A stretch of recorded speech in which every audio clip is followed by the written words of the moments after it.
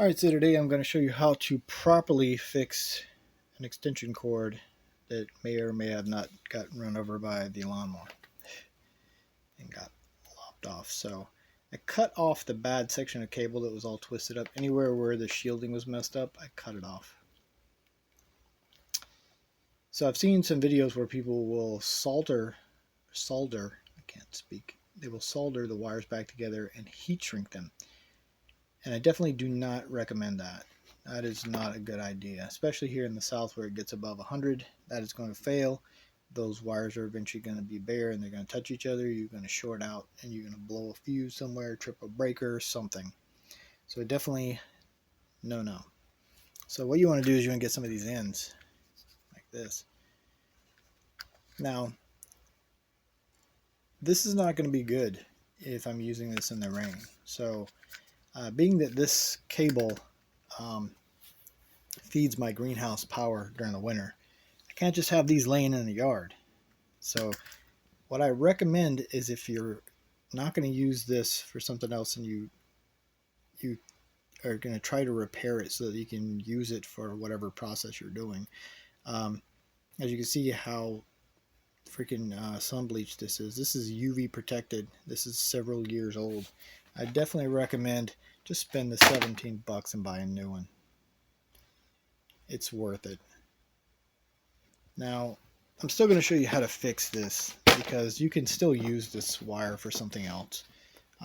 Mainly what I'm going to do is I'm going to repair it so that I can still get the length across the yard if I need to use a drill or something like that. We have green, we have white, we have black. So, easy. Green is always what? It's always your ground. So green goes to the green. We have brass. So brass is going to be to your black.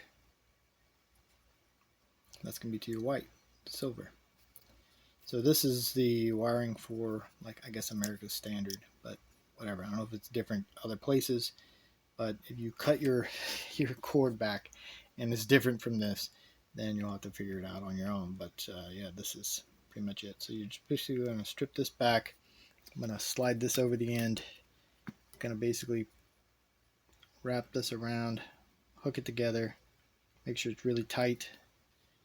Alright, got the ends hooked up. I just twisted them a little bit, slid this over the top, and now we're just going to basically wrap these around these screws, make sure that they're nowhere near each other, and make sure that whenever I put this together, this shielding is still under this, so you may have to trim. Now if I get this together and I need to trim it, I may have to trim back to here and then cut off the excess tip. You want to make sure that the shielding is not showing out of here. And then it's pretty easy. We just wrap it and screw it. See if we can get it to focus. It doesn't want to, but so it has these little grooves here. What you want to do is run the wire up into that groove and then around the bolt.